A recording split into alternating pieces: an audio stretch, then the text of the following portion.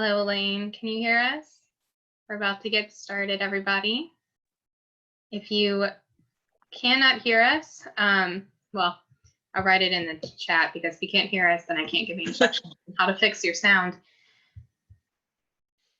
But if you do have any audio issues at any point, there is a mute button in your bottom left-hand corner. If you use the up arrow, it will give you additional options to fix your sound.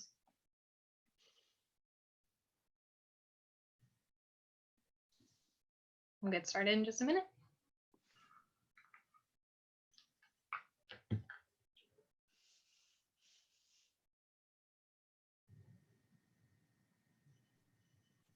All right, without further ado, we're going to go ahead and dive in because we have a lot to cover and share with you today. We want to make sure that we have time to cover as much as we can. So thank you first for joining us for addressing the social and emotional needs of students through virtual learning.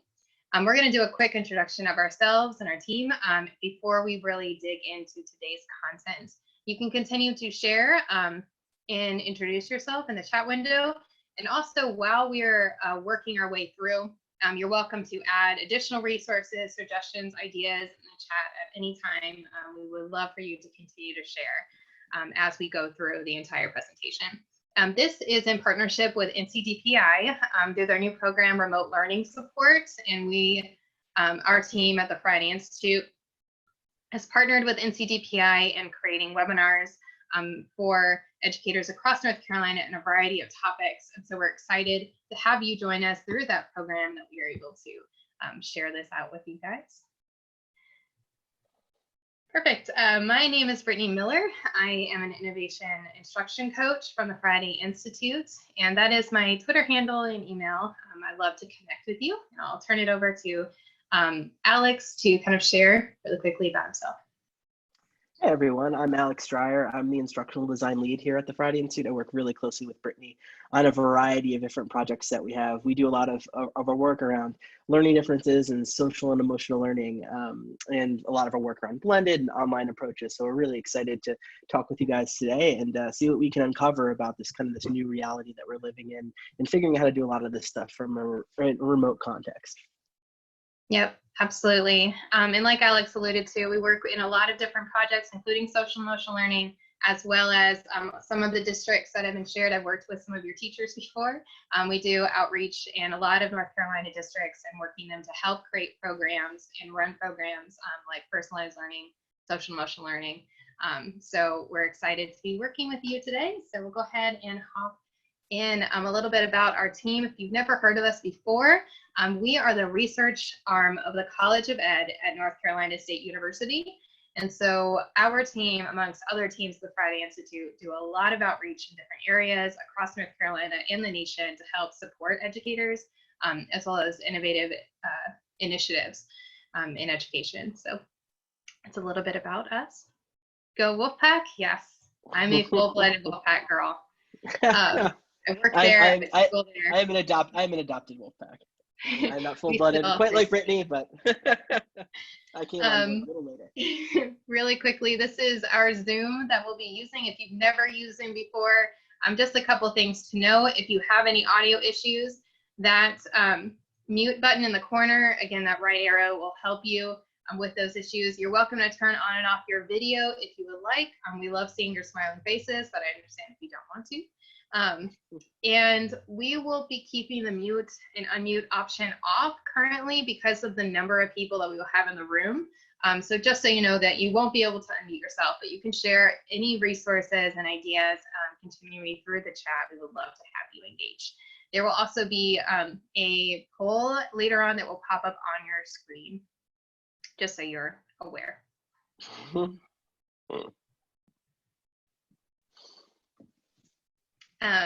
And speaking of the polls, so I'm about to launch this poll really quick, and I want you to think about which movie title that is provided there best describes how you're feeling about virtual learning. Now, keep in mind it's anonymous, so you can be as honest as you want to be. So we're going to go ahead and launch that poll. It should pop up on your screen, and you'll just respond really quickly for us. Which movie title best describes how you're feeling about virtual learning right now? Because we kind of want to gauge how you're feeling, because a component of social emotional learning is ours as educators, right? We are human.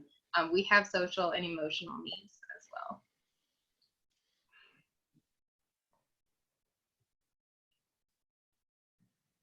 I'm going to give people a little time to respond.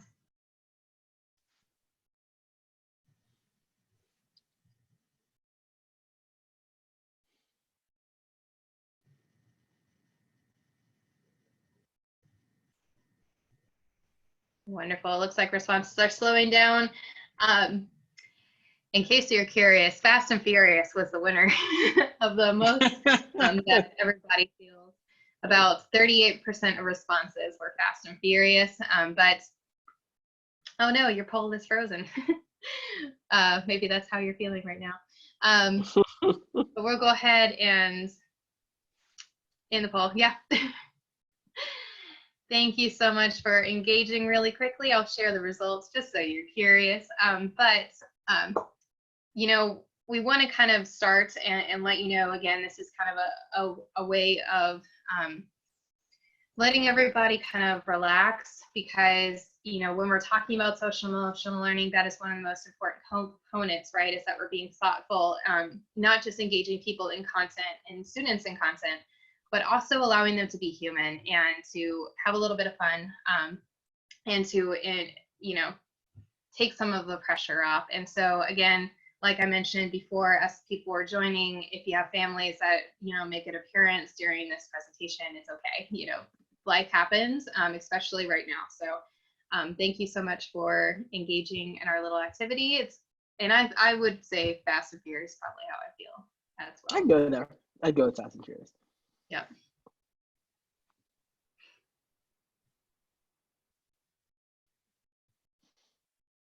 Thank you. It's stuck on the poll. There we go. Today's focus, just to kind of give you an idea of what we'll be talking about, is really building and sustaining community. And in order to build and sustain that community, we have to make connections. So we'll be talking about kind of 3 core areas around SEL, starting off with really digging into what is social and emotional learning and what does it mean as a foundation to what we're doing as educators. The second is, what are some strategies and methods in order to build that virtual community and make connections with families and students. The last we'll be talking about is pursuing equity and making sure that in the communities that we're developing, we are reaching our most vulnerable students. And so that's kind of our vision for today. I'm going to turn it over to Alex, who's kind of going to dig into our social and emotional learning foundation. Great. Thanks, Brittany. So we wanted to provide just a quick overview of what we mean by social and emotional learning, just to sort of level set, because I think we as educators intuit certainly what social and emotional learning is in a lot of different ways, but there are a variety of ways to look at it, a variety of different frameworks. And we want to talk about one way that we've used it for the last few years in our work. It's through a framework called the Castle framework. And the Castle framework focuses on 5, and I'm going to show you a video in a second to dig into these ideas, these core ideas, but it's 5 competencies that really encompass. It's a good way to kind of just see social emotional learning and think about it. Self-awareness, self-management, you can see around that circle there. Social awareness, relationship skills, and responsible decision-making. And these interact in certain ways, and we'll be talking about that in a bit. But I did also want to note how important, this is kind of our anchor quote, and how we think about social and emotional learning at the Friday Institute, and how it really underscores and guides our thinking. Yes, Deirdre, we're going to be sharing all of this, all the PowerPoint and all the resources associated with it, so you'll have access to all of that. But so the social, this is from a report that came out in early 2019 that really dug in and explored social and emotional learning and the research behind it and the evidence that's shown in support of its value, both in academic, but also beyond academic contexts and outcomes, lifelong learning and lifelong success.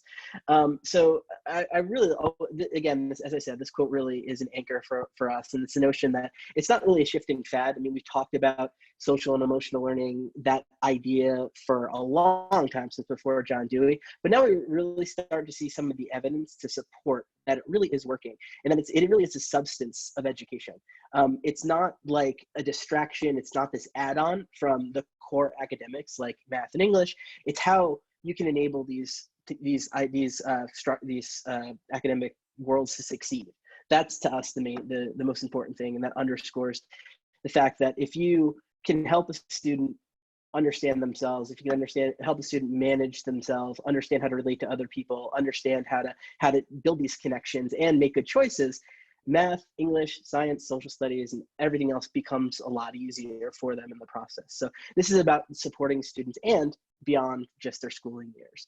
So again, you'll have the link at the bottom to that. You'll get, again, access to these slides. You can read that report if you like. The overview, the first few pages, I think are really useful to give a summary. But we're going to show a quick video that will get at if this hopefully will work, and give me a thumbs down if you cannot hear it, but hopefully you can hear and see it when I'll start it in a second. This is just a nice overview to show how some of those 5 competencies that we just talked about, these CASEL competencies, are demonstrated and shown in a school context. Yep. Hold on one second.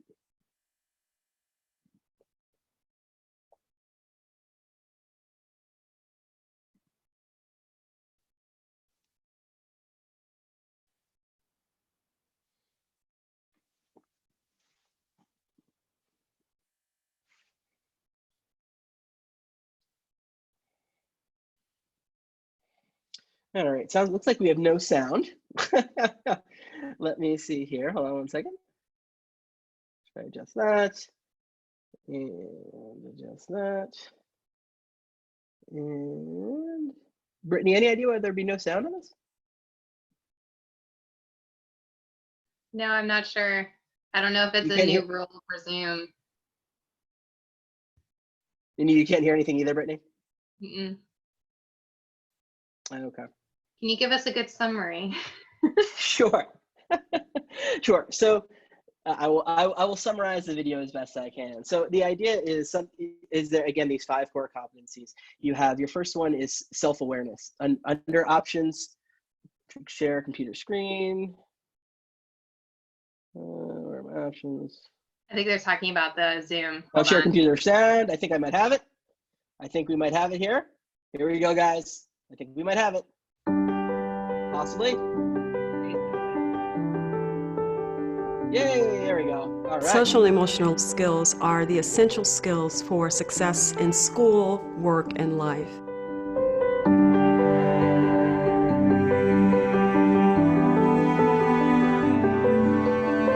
Social emotional learning centers their mind and body. It reduces their emotional tension so they can be open to new content and material. We find that academic outcomes increase exponentially when students are nurtured, loved, and cared for, that we get much more out of them when we first address social emotional needs. So for us, it's actually an academic intervention and not just an emotional one. If we expect students to be college and career ready, it's important for us to focus on these skills and competencies: self-awareness, self-management, social awareness, relationship skills, and responsible decision-making.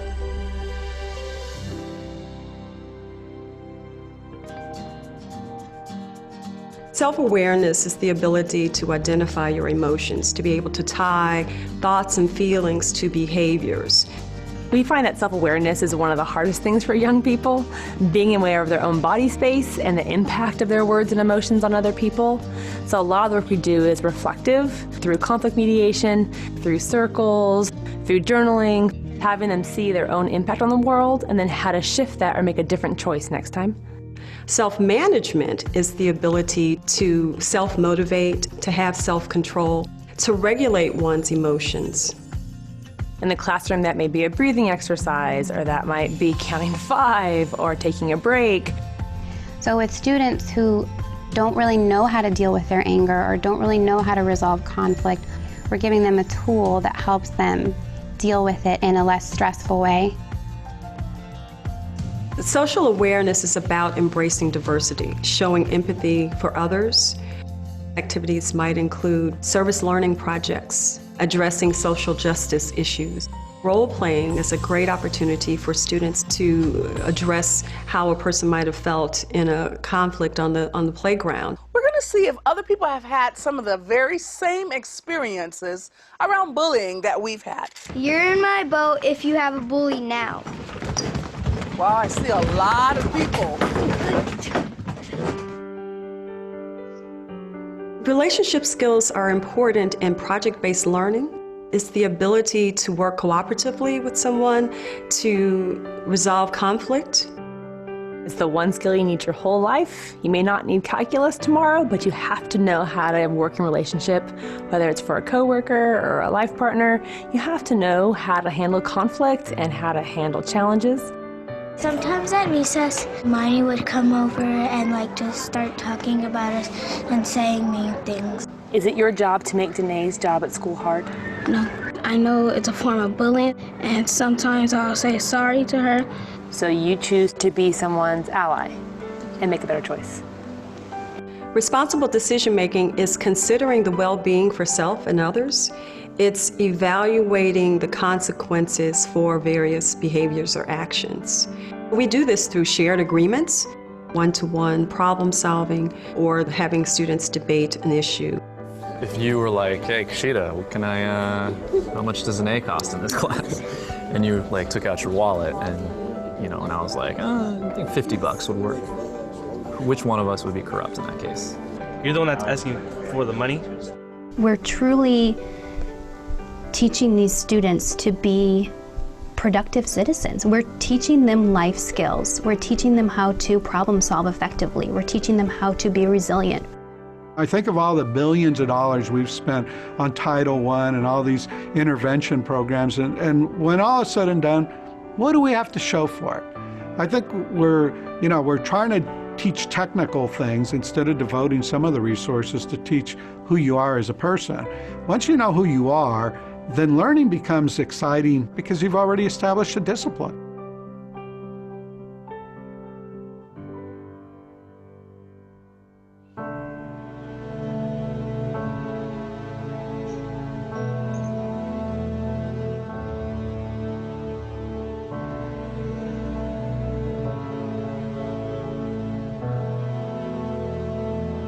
It's important for teachers and principals to understand that it can't be a binder off the shelf. It can't be something that happens from 2:15 to 4:30 on Tuesdays and Thursdays. It has to be part of the school culture. Giving teachers flexibility, giving them a range of skills, giving them different ways that it can look, and allowing them to take their own personality and match that to what they want in their classroom has been the best way to get authentic, true practice.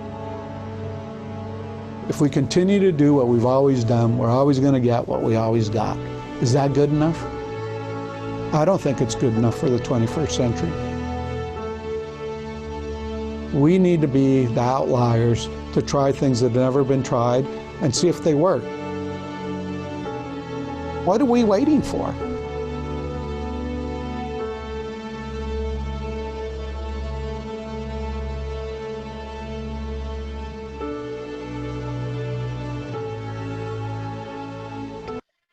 All right, can you guys hear me now?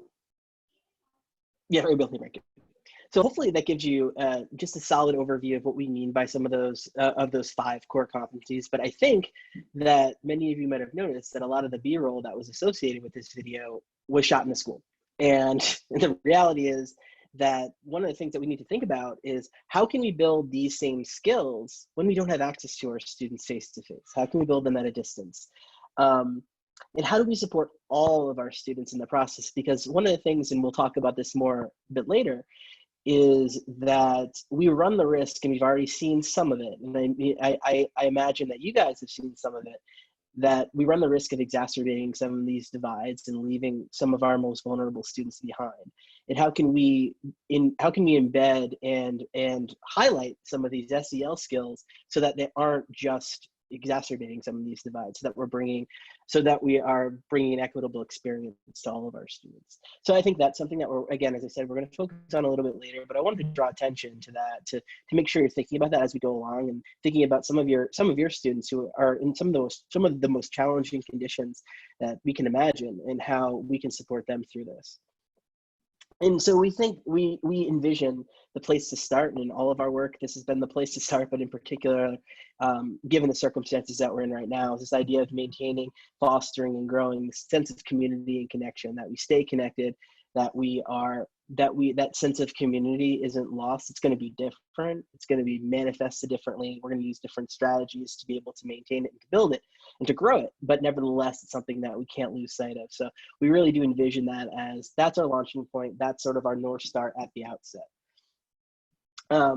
In thinking about that when we do make this shift to remote learning, it's a culture shift overall. It's something that, you know, I know that a lot of educators, I'm sure many of you out there, as evidence in the Fast and Furious poll response, it's a culture shift that's been thrust upon us. And I also think that we want to try as best we can to think about the two types of shifts that we've had happen. We've had a shift to remote learning, which is very, very difficult from face to face. If somebody says to you, okay, tomorrow you're going to do remote learning, that's very, very difficult. Very, very difficult. But then, you know what? We're going to make a global pandemic on top of that. So you combine those two things, and they're really inextricable from one another at this point. But it's really important to also keep that in mind, that you're not only making this transition and trying to support your students just moving from face-to-face to a remote context, which is hard enough, as I said, as it is. You're trying to do that when some of them are and us as educators, we're all experiencing a huge, huge, huge challenge ourselves. So it's all of this stuff wrapped up into one, and thinking about it as, again, if you think about it as a culture shift, giving yourself a lot of grace and a lot of the benefit of the doubt, that can go a long way. So those are some mindsets that we want to approach when we start thinking about this. And then I want to touch on, before passing it over to Brittany to talk about some of the notions of community and connection.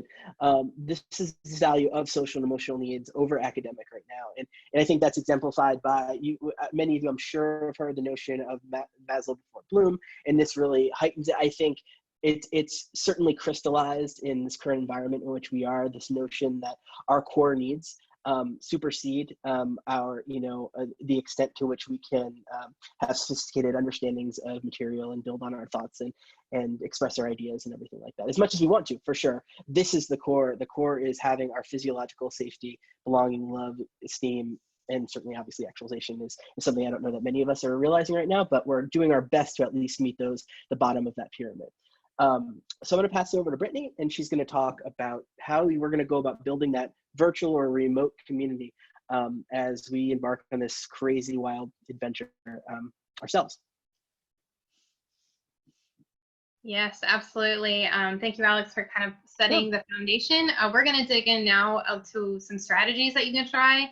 And while we're not going to go into the specifics of which strategies align to the different components of SEL, because a lot of them crisscross and combine, we're going to do some overall strategies to help build that community that helps support students in the social emotional skills. Because again, like Alex was just kind of working toward, if we don't reach kids and support their social and emotional needs, right now especially, but also in our classrooms, then they're not able to learn as well as they would otherwise. If we are stressed, if we are worried, anxious, if a student is that, then they aren't able to learn, they're not ready to learn. So we have to be able to address those things first, and who they are and what they need as a human being. So we're going to go ahead and dig in to some strategies to help first kind of connect with students. Because the first thing we have to do, right, is to make that connection with all of our kids, whether we're reaching out to families, trying multiple different methods. If there's students that you either know don't have internet access or have limited access, or who you are having a lot of difficulty getting in contact through internet, make phone calls home. Start, reaching out if you haven't already. I've seen, send a letter as well. Find ways to make that connection, because, in this new reality of isolation, the worst thing that can happen is that our students feel more and more isolated and disconnected from things in school, because our schools provide a lot of those basic needs as relationships, opportunities to connect with others outside of the home, where we can connect with our friends and our teachers and, adults that support us. They may not get that as much as home, especially right now. And so there's never been a more important time that we make those connections. Once we have those connections made, yes, we'll be sharing the video. sorry, quick question in the chat. We will be sharing the video of this whole thing. And I think he's mentioning she's mentioning the video that we just watched. I don't know if Alex, you can drop that in for them. But the next thing is, once you have established a connection, start setting up a little schedule. And when I say a schedule, I'm not saying you would follow what you would do in class, but being flexible and open in what you're asking students to do. Maybe setting some, basic parameters where on Monday you have an optional video chat or audio chat where, students can come in and connect with each other and connect with you, or setting some sort of framework. Because one of the things that students struggle with, especially with this new sudden change to virtual learning, is that they're out of their schedule. Schools kept them in a consistent schedule, and some kids just need that consistency. So be thinking about a flexible schedule or suggested schedule for your kids, and really leading with empathy. Again, we don't know what our kids are going through in the specifics of their home life right now, but we really need to lead with empathy, regardless of whether we're a teacher or a coach or a leadership right now. We really need to lead with empathy. And if there's ever a time that we make an error of giving students a benefit of doubt for something, now is the time. So provide, casual opportunities to connect with you, be an open, opportunity for students to make those connections, to reach out to you, because again, they will most likely be missing you and missing each other. And so don't just think about, this is the time that I'm going to teach them and I'm just going to be that piece. Also be willing and open to be a human and a supportive adult in their lives virtually, because that's what we do naturally in the classrooms, but it's a little more difficult when it's virtual. So be thinking about how you can provide those kind of opportunities for students to just connect to you, with you as an adult.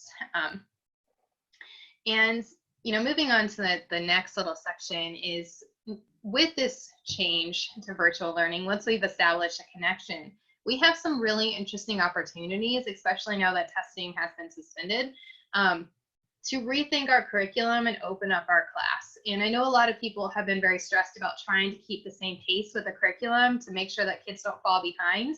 But the reality is that is just not possible or realistic, or in my humble opinion, healthy for both your students and for you, to keep up with what was happening before. So what is great is that we can now open our curriculum up. We can be thinking about new opportunities for independent learning, for cross-curricular connections, especially with those without technology. And Alex will be sharing some awesome ideas on things you can do with your kids who don't have the internet. But there's a lot of different things that you can do with and without web tools to turn learning over to kids and rethink the way that we're doing our class and teaching, because we're not going to be able to provide the same kinds of supports because we're not physically in the same room. And it's a lot harder for kids to ask questions when they get lost and confused. And so when you're pushing forward to the curriculum, you're more likely to lose and frustrate students in this virtual space than you would in the face-to-face classroom, because you can't read if they're getting frustrated. I can't read their body language, or they're not able to ask me or ask their partner sitting right next to them, just clarity. So be thinking about, what are ways that I can support my kids and turn learning over to them to make it more independent and less dependent directly on me, because you aren't able to be directly available to them. Yes, especially our youngest students, because it is frustrating. And we also can't expect parents to be teachers either. We can turn it over, learning as much as possible, but we also can't expect parents to know how to teach the way that we would teach. Or, we're gonna have a lot of kids that carry the one. Yeah, and Brittany, sorry to chime in for a second, but I have a first grader in the other room right now, and I'm here talking to you. So there you go, right there. There's the reality. Yes, that parents aren't available. They are potentially working. They're taking care of other kids or other needs, or older family members, etc. We just can't expect that of our parents, or kids may not have access to a parent who could teach them, or an adult. So with that in mind, with rethinking class, we also need to be flexible in how we're assigning. And this is all to relieve the stress and anxiety associated with academics right now for students. And so that's why we're talking about this in the social emotional learning, is in order to learn, we have to relinquish the control and the pressure a little bit so that students aren't have the stress of school on top of the stress of everything else going on, the fact that they can't contact and be with their friends or significant others for older students, or maybe dealing with a sick family member or friend. These things are very real. They may be very panicked about this whole thing that's happening right now. So we have to be thinking about and being responsive to those needs. And with that in mind, we have to be thoughtful about, if we're making assignments and we expect students to do a certain amount of work or an activity, be open to the length that you're allowing students to complete them. If it's a reasonable, what I would normally expect for students to be able to do in a day or 2 days, think about it more of it as a week. And stretching out that time and being flexible on those due dates. And again, giving students the benefit of the doubt right now. And you're absolutely right, Nancy, is that we also as teachers cannot press forward as the curriculum as planned, because we also don't have the space and capacity to keep up to do that as well, because we have our own families. We have other things that we're taking care of that we need to do, and it's just different. We just can't do it the exact same way that we were doing in the classroom. And I've seen this shared a couple times, but this is not remote learning that we all agreed to. This is crisis had to make it happen, virtual learning. And so we have to take care of ourselves and prioritize our social emotional needs and our students in order for any learning at all to happen, or for us to just, it's just a need for us as human beings right now. So. And Brittany, if I could chime in for 1 second on that. One of the things that we emphasize in research also on this topic emphasizes is that we have to build these skills and this understanding in our teachers and in us as adults first, before we can even think about teaching it. So we have an online course a free online course we'll be talking about in a little bit. I'm sharing with you on these competencies, on SEL in general, but one of the key things in that course, and the key thing throughout all research on social emotional learning, is that you teach it, you have to understand it first for yourself. I have to be aware of myself first before I can teach self-awareness to my students. And that is just emphasized, and it's multiplied by I don't know what right now, given all the stress that we're under. So I just wanted to highlight that intuition that a lot of you have out is right. That research backs up what you're thinking. I got to do it for myself first and know it before I can do it with my kids. Mm-hmm. Absolutely. And with all of that in mind, being especially responsive for any work that you do receive from students is so essential, because when they are completing work, when they're doing it in isolation, it's different than homework, when they would come in the next day and they could see your face and engage with you, and you could, gather those materials. When they're turning something in electronically online with no expected time to see you again, the reward for submitting work is typically tends to feel less. So when you are receiving work, make sure they know that you've received it, that you appreciate it, that you're extra encouraging during this particular time, and focusing, if you do need to give feedback, if there is something that they need to improve on, focusing on 1 or 2 specific overall skills that you're providing feedback on, and not doing very specific.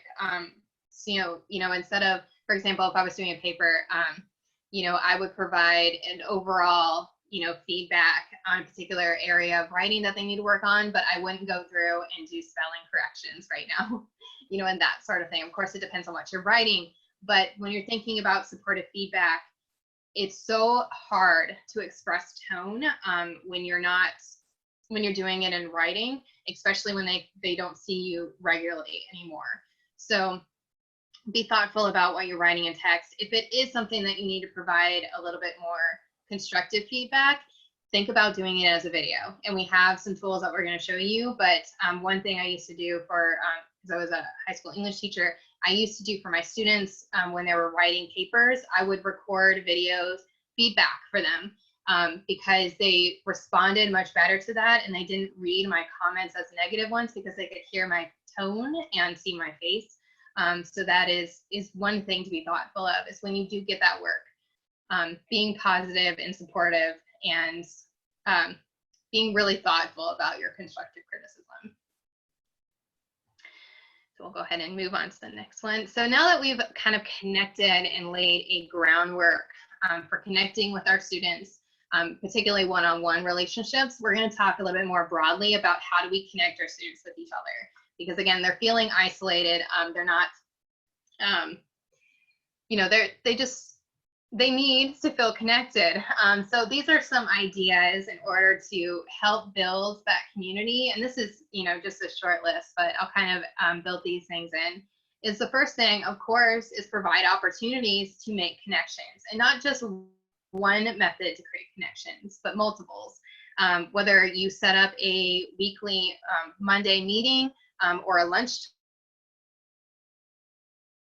time that everybody can join in via video chat. There's some tools like Google Hangout or Zoom where you get an option to join through a phone. So even if students who have limited or no access can access it as well. But provide those connections. If you have a learning management system, set up a forum just for a space to connect with each other. If you are using Padlet or Flipgrid or any of those types of tools, use it not just for academics, but also to allow students to make connections with each other and to share. Within that, you know, just like in class, our students work best when they are in smaller groups, especially if we're talking about some of these more sensitive topics. If you're encouraging students to share their experiences with each other right now, think about organizing them into groups instead of doing a larger group. And you can be really thoughtful and intentional about the design of your groups. You could organize them by interests. And again, because you don't have, you know, everyone's not in class at specific times anymore, you could even think about friends or interests across your classes and combine groups creatively across all of your students, and not just but specifically within one class. So you could organize some support groups, whether you want to call it that, or learning groups or study groups, book clubs, you know, depending on what you're doing and what your goal is. You could organize some smaller groups and provide them an opportunity and a method to connect with each other, and encouraging them to again, make a more close-knit connection, so that they really feel like they're not just one within the class, but they have a smaller group of peers that they can talk to about these things. And there's things that, you know, you could get them prompts for discussion, you know, journal writing. Again, you could do book reviews, you could do some interesting things, even if it's a book that they chose to kind of discuss.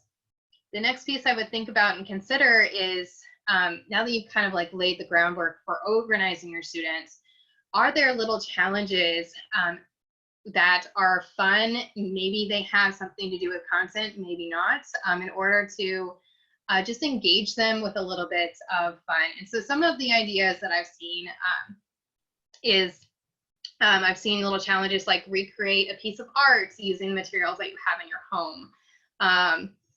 Yeah, PE challenges to run around, you know, run a certain distance, do a very kind act for somebody else.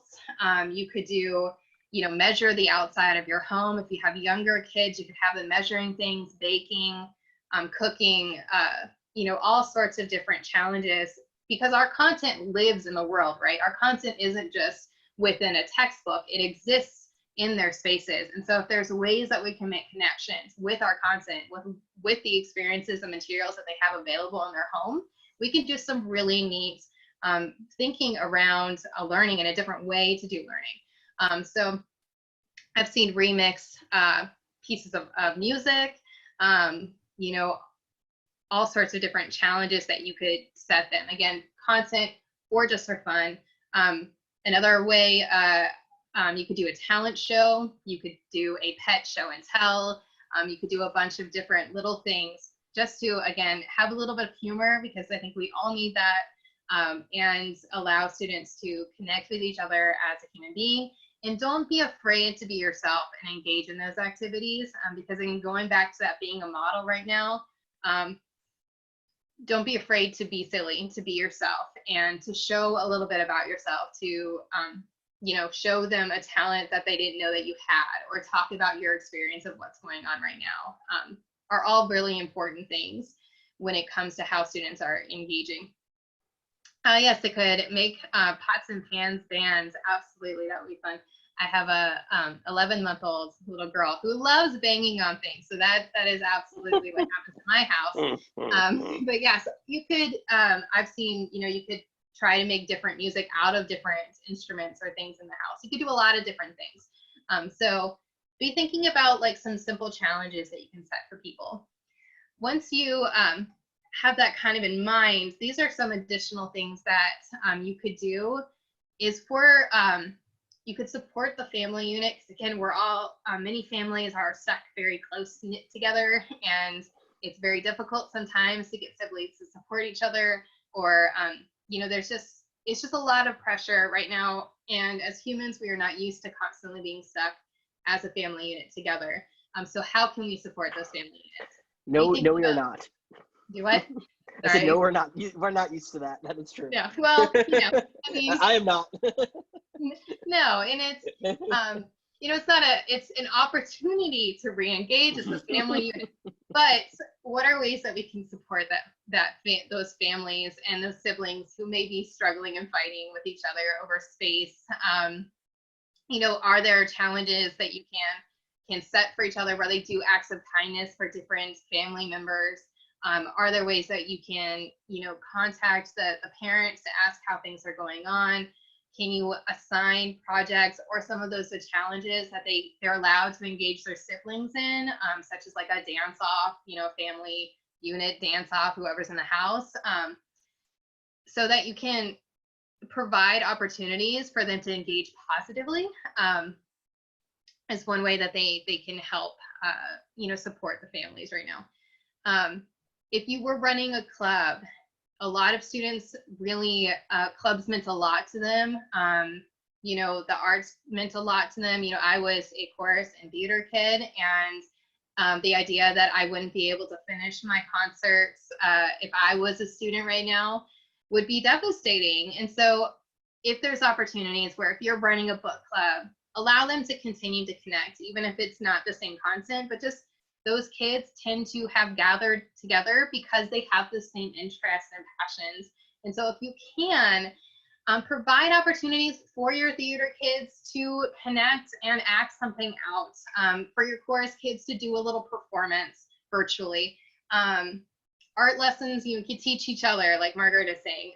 You could, all the different clubs and interest groups for class doesn't mean that you have to stop them. It's just going to look a little bit different, but those kids were together for a reason, and they engaged in those topics for a reason. So build that community and join those clubs. Set those up if you have the opportunity, and kind of gathering everything, making sure that they ever provide a space where students can share pictures, they can ask questions related to content or what's going on right now, and that sort of thing, both synchronously and asynchronously for kids who may not have solid internet. But those are some of these strategies that we want to share really quickly. We have some resources for you, and I will drop in the link when we switch to Alex in just a second. But these are some really great tools to help engage students. Screencastify is a tool. These are all free, by the way. Screencastify allows you to record videos and screencasts. That is the tool, and Screencast-O-Matic was the tool before Screencastify that I used for my students when I was recording those videos for papers, but you can do all sorts of different things. One really neat idea I saw on Twitter was a teacher was using their bathtub wall, their shower wall, as a whiteboard, which I thought was kind of clever. So that is one idea. Flipgrid, if you haven't seen Flipgrid, it's a really awesome way for students to respond through videos, to engage with each other. Google Hangouts is an alternative to Zoom that allows people to meet synchronously, both with phone or by video. Padlet is kind of a virtual sharing board where they can share pictures, videos, ideas, resources, and you can organize them in different ways. Google Voice allows you to hide your personal number and make phone calls and text home if you're worried about sharing out your personal phone number. And Remind is really another way to kind of hide your personal information, but allows you to send out text messages and announcements to students and parents. And so that is a really quick, because we have a little bit more to show you, review of some really neat free tools. I'm going to put the link and an explanation in the chat, but I'm going to switch over to Alex, who's going to talk to us a little bit more about how we can pursue equity in these different areas. I will. And yes, I agree with Bobby that the notion of using my shower as a whiteboard, I don't know that I would quite go that route yet, at least at present. So wanted to talk about, and I kind of alluded to this at the beginning of our discussion, was around making sure that we're not leaving kids behind, that we're not exacerbating existing gaps.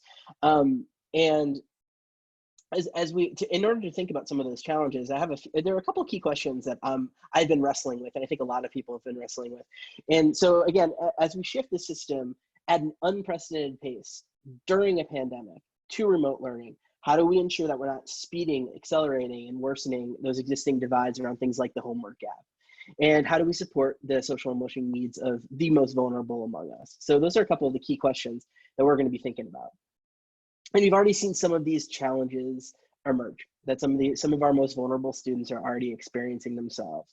I have a couple examples of that.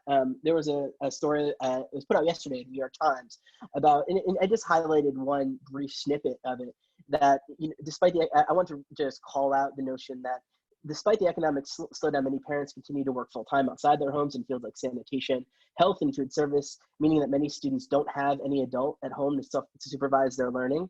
And this is a school leader estimated that 30 to 40% of the district students don't have reliable internet access at home.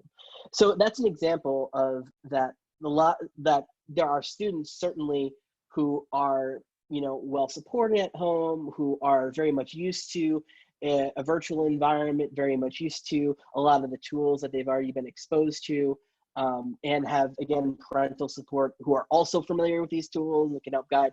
There are a lot of students out there who don't have that ability, who don't have that support, and we need to really think about them. And this was a recent tweet from the superintendent of Watauga County Schools that actually usually it's a tweet from a superintendent doesn't get 6,000 likes. So it clearly resonated. It struck a chord. It was actually written up in the News and Observer. And it says, you can read it, but it says, to all the public school haters, social media stars, self-promoters, and critical friends, we appreciate all the advice about re-envisioning education, but right now we're busy loving on our students and feeding the community. We'll catch back up with you in the fall. So I think, again, there is sometimes a rush among a certain set of people to imagine right away, how is this going to disrupt everything? How can we leverage this to create all these new ways of doing learning, when in fact we really, at its core, really need to think about how are we meeting our students' most basic needs, and who are those students whose basic needs are most challenging to meet, and how can we go about doing that? So I think that's something that's really important, because I just wanted to point out that if you think about many of your students, they're likely to experience some of these, at least one or more of these challenges. They can have no internet access at home, and they might not have a device, or if they have a device, and this is something I think that's underestimated. I think even if they are just recently given a device to use at home, they might not have any support for using it. So you have one student at home who might have a parent or two who is fluent in the technology and understands the software and understands how to provide support. Here's how I can help you log in. I can help you do this. You might have another student who has a parent who might not know it, or might not have they might be working, they might be sick. You just don't know. More of your students might be busy caring for other siblings while their parents are unavailable. They might have parents or guardians who have lost their job. I mean, we've had over 10 million jobs lost just in the last couple of weeks. So the odds are, it's very, very likely that you have students out there who are just dealing with that new reality that comes with emotional consequences, economic consequences, and everything combined. So it's obviously a major challenge that a lot of your students are potentially experiencing. They might have a parent or guardian who are physically ill. Maybe somebody has COVID, maybe they have something else that they're unable to get the type of support they usually would get for it because of our system is so stretched right now. They might have a parent or guardian who are suffering from mental illness, which those are clearly exacerbated due to the stressful times that we're living in. And just statistically, they might be in a household experiencing domestic abuse. I have a friend originally from Massachusetts. I have a friend who works in the police department there, saying they've had a huge increase in calls related to domestic violence during the pandemic. So again, that's another reality your students might be facing. And alongside that, something they might be experiencing is having an adult in the household who is experiencing substance abuse issues. So these are some of the challenges that your students might be facing right now. And so we want to think about that's sort of that. We want you to have that sort of mindset and that thought wrapped around all the stuff we're going to be talking about, because thinking about all of these students who are really potentially struggling even more than they would, and then we're throwing all this new stuff at them.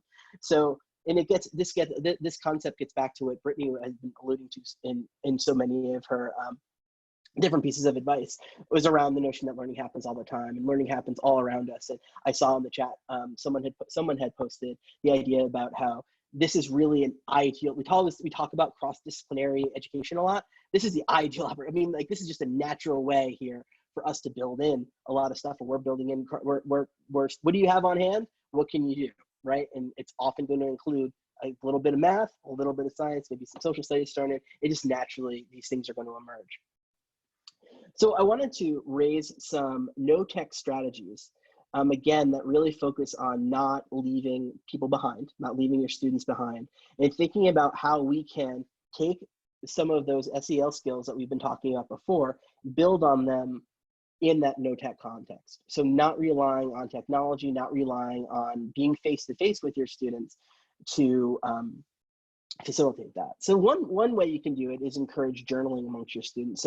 So I wrote out I wrote out some scenarios, but you can obviously modify and do whatever suits your particular context. So one example might be you have a student who writes an entry at the beginning of the day. They identify, if they're feeling good, they identify how they want to keep that going. If they don't feel so good, they identify a particular strategy that they use to help change that. Then they write an entry at the end of the day to see how effective it was. They tried something, did it work, did it not? So this supports both self-management, being aware of what you're thinking, self-awareness, being aware of what you're feeling and what's going on in your body, and self-management, okay, based on that feeling, based on my understanding of that feeling, what do I now do? So that's one particular strategy. You can assign pen pals. So you imagine students being paired with one another. One student writes a letter to student A, or one student writes a letter to student B. It's just saying what they're currently experiencing, writing, just very clearly. It doesn't have to be anything fancy, just what's life like right now for you. And so the other student then responds to that first student, identifying something that's the same. So how are we similar in this situation, but making sure to note something that's different.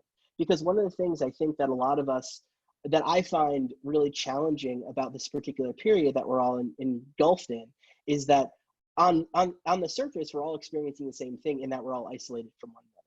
But the reality is that underneath that, we all experience very, very different realities. You have on one hand, some of the students that we're talking about, where a student might have, his parents might have lost the job, they might have really be under dire circumstances.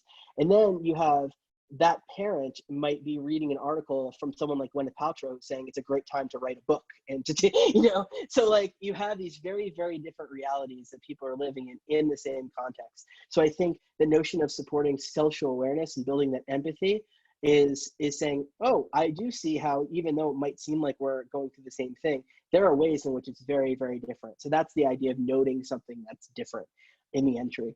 And then again, this supports social awareness, building that empathy, and building the relationships among your students. A daily scheduler is another option. And this is something we've done with our daughter, which is students can create a physical representation of their schedule. You can give them a template if that's useful, and just some guidelines. Then imagining that they get a point for every hour or whatever time block they set, that they actually adhere to their schedule. And if not, maybe there's a space, or why they didn't, what came up, right? And there might be a spot for what they might do differently next time. The student with, now obviously this has to be done on the honor system, but the student with the most points for that class for the week would win. the competition for the week. And so this would support student self-management and responsible decision-making, so that they'd be aware and monitoring how their day is going along, making adjustments, noting, being reflective and noting why something might not have gone the way they would have intended. And it obviously supports them making good choices. A few more. So students can learn a new skill. So one thing that they can do is identify something. And again, this is where we get into the very practical, cross-disciplinary stuff that's just around your house. What's something that they can identify something that they didn't know before that they want to know now, they want to be able to do. And so that you can provide some guidance from the plan, the steps. How can they go about accomplishing that skill, and what do they need to be able to do it? And then you would sign off on a student's plan, and then you'd monitor their progress as they'd implement that plan. And this would support, again, their self-awareness, recognizing how they're going along the way, and self-management, and being able to make adjustments to their plan, seek out support from you when they need it. And it's in that specific focus, I want to also call attention to that idea of learner agency, which is something that's so important now. We've already talked about that, is this idea of by necessity, we have to transfer some of the ownership of the learning over to our kids, and showing that if they can show you that they get something, understand it, and can do it, well, then that's how they go about doing that. That can maybe be left to them more so than it would in other cases. So we definitely think that that's something that is particularly powerful and has some great potential. And finally, there are some other examples we've seen of educators doing this. You might have read about it or seen it, or maybe even participated yourself in this idea of an educator parade. So teachers would create a route for driving, if this is feasible. In some geographic regions, it's certainly not. But teachers would create a route for driving by their students' homes. They'd create a schedule when they pass by each student's house. Students would step outside, and ideally they would wave or applaud or share a sign. That's what we're aiming for. And then this would support social awareness. They would feel, again, that part of something, and again, part of they're staying connected with their school, with their teacher, with their classmates, even though they're literally not with their classmates. They know that they're part of this quote unquote parade, and their relationship skills that you're maintaining and building and fostering that relationship with the kids. And they'll obviously, one would think they would really value it. At least the examples we've seen of teachers doing this, they've really valued it.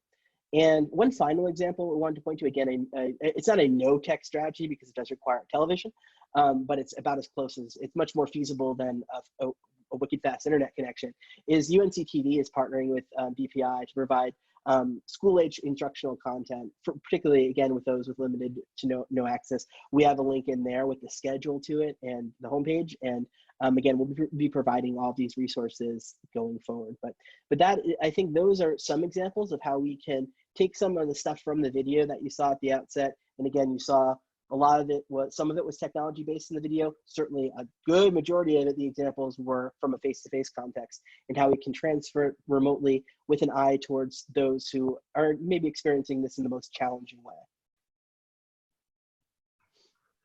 Absolutely. So we're coming to the very end. I do want to let you know we will have a survey. We would love your feedback, but it's also the method that you get CEU credit. So if you are waiting for that piece, we're going to wrap up right now, but just so you know that's coming. So if you take nothing away from today, we hope that you walk away with these 3 core ideas. First is that we have to value our social emotional needs over academic, because they're foundational. In order for learning to happen, social and emotional needs have to be addressed and fulfilled. The second is schools provide so much more than just academics for kids. They provide consistency, relationships, food sometimes. You know, they're a part in a very core portion of our kids' days. So we have to the extent possible, retain those relationships, provide that consistency, and let our kids know that we care about them genuinely. And the last is we have to prioritize our vulnerable students. If we know a student is vulnerable or we're having difficulty contacting them, continuing to pursue them and making sure that they don't feel alone, and finding different ways to reach out and connect with those particular kids. So thank you so much for today. We have some last little nuggets. We will also provide the slide deck. Alex, if you want to jump ahead for me to the next slide. First, of course, thank you for all that you do for today, because we really appreciate you. When you have a moment, if you will fill out that survey, I'm going to drop the link into the slides in just a minute as well. But I also want to let you know this video is going to be posted. You can actually skip. We'll come back to this slide. Skip forward for me, Alex, to Sure. the YouTube. YouTube, hold on 1 second. Right there? Yep, that one. So this link is to our YouTube. We are going to provide the slide deck link underneath this video because it's the easiest way for us to get it to you because with the way that we set up the Zoom, we don't have all of your emails. We may be able to use it through registration, but just in case, we're going to post the video onto this YouTube link, and we will provide the slide deck within that and the resources as well once we have uploaded that video. You know, you can hop back to the resources. We have a social emotional course. Oops, sorry. If you would like, you're fine. I'm jumping around. If you'd like to engage with us, we do have a course that's completely open right now on social emotional learning. You're welcome to join it. It's a massive open online free course that is available at the link that I'll drop in as well. And then if you'll hop back to the survey, that is the last thing that we need for today. And again, when you submit that form, it's going to pop up. Don't immediately X out. When it sends you that, it'll have a box that's a confirmation that will have a link for you to get the certificate. So please, we would love to hear your feedback. So please provide that. And thank you so much for today. We ended right at 3 o'clock. Look at that. Look at that. I know, that's wonderful. I'm going to drop the link to the YouTube right now into the chat a couple of times. Here you go. And that is where that video is going to be posted as well as resources. My pleasure. I'm going to drop the link into for the survey as well. Have a wonderful afternoon, everybody. Yeah, thank you all so much. We really sincerely appreciate it. We really do. And we'll hang out for a little bit longer. If you have any questions or need anything, we'll stay in for just a little while. But thank you for your time today. Have a wonderful rest of your afternoon. And thank you. Thank you.